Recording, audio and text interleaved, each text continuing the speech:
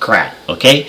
I'm dealing for the middle class, and that's why I'm against Hillary Clinton. And that's why Bill Clinton, who I used to think was good until I really started thinking about what he did, and not following the herd, and that is he started NAFTA. NAFTA started globalization, and that's what's killing us now in the middle class. And Hillary Clinton here, she's accepting money from corporate lobbyists and whatnot. It's just more of the same. It's just a little different slant. These corporate guys, they go on both sides. They don't just give money to the Republicans. The same companies go and give money to anybody who they think's got a chance because they want to buy influence. That's why I'm not for Hillary. It doesn't become a Democrat or Republican. I'm a middle class dude, and I want to stop this corruption. Lobbying is bribery. It's not free speech.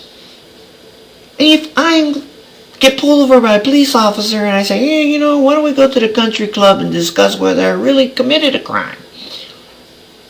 That would be bribery. It's not free speech.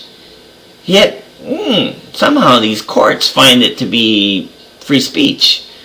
And those of you who are listening to all these religious speakers on TV and whatnot, you don't think they get lobbied? You don't think they adjust their message a little bit to these guys who are donating millions of dollars to their ministries? It's funny how they're always asking for money, too. It's all about money.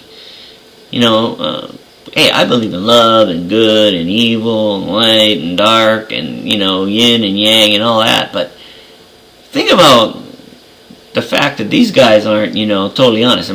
Look at these guys. Some of them come out and you find out they're doing gay things. They're doing drugs. A lot of the senators are taking bribes. One guy, Democrat, found money in his refrigerator. Tom DeLay with his little lobbying group on the side taking money from oil and gun interests and whatever else. Not gun interests, I should say, arms dealers, and calling it the lobbying group for family values or something like that. Pointing his wife as the accountant. That's how he got thrown out of Congress. We gotta get these guys out. We gotta get the money out of politics. I don't know how it can be done. Maybe, public finance campaigns, just make it totally illegal to, wine and dine in the country club and golfing. They got rid of the paying for the price of an airline ticket and flying on private jets. Dude, I used to do that. I used to fly them around on the private jets for these rich dudes. And it was all senators and, so that's where I first became exposed to it. But, anyway, folks, that's what we should be fighting for. Getting the corruption out. Then we can go for a little pet interest, if you're for abortion, against abortion, and all of that. Let's get the corruption out first. We can't do anything until the government's not corrupt anymore. Face it. Don't be in denial. There is a ton of corruption in this country, and we gotta get rid of it. A lot of people are saying they are what they aren't. They're against homosexuality, and they're in there tapping their foot in the bathroom and playing little footsie games. You can't really trust people. You gotta be cynical. You gotta examine everything. Look at every fact. Look at where the money's going. Look at where the legislation's going. How do you justify not wanting Medicare, voting against Medicare, negotiating with the drug companies? How do you justify that? Oh, it limits choices. Oh, that sounds really good, but does it? It doesn't limit choices. All it does is saves the taxpayer money. Of course, the drug companies lose money because they negotiate for cheaper prices. Go figure. Come on, folks. Wake up. Wake up, middle class.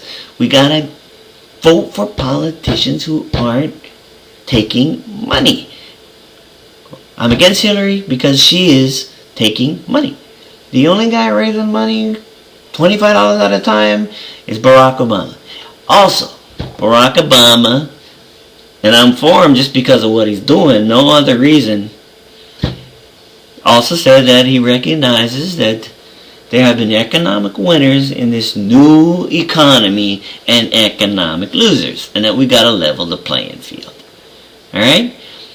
Also, cuts are great for the middle class, but the guys who are the big winners from this new economy, what the heck do they need a tax cut for? Hell, you give it to the middle class, we spend the damn money, it creates business at the bottom because we're spending it, and the money gets transferred from one person on one business to the next. It ends up in the elites or the business corporate stockholders, whatever. It ends up in their pockets anyway. So why the hell do we have to give it directly to them? They don't need tax cuts. Alright? Guys making $10 million a year, it don't matter. Guys making $100, Exxon, $400 million a year for the CEO. Who the hell's worth that much money? Come on, he needs a tax cut? You know what he's doing with his excess money? He's lobbying Congress. He's sending planes around to pick people up, offering jobs to congressmen's sons, daughters, and uncles and aunties, and promising them, a future after they retire. That's what they're doing with that money. Tax cuts for the middle class? Sure, why not? We're frickin' taking the brunt of this new economy. And then the top there, what the heck do they need? Okay, you give us $500, the same percentage gives them a fricking $100,000 tax cut. Huh? How does that work? Alright. Anyway, that's enough for now. Thanks.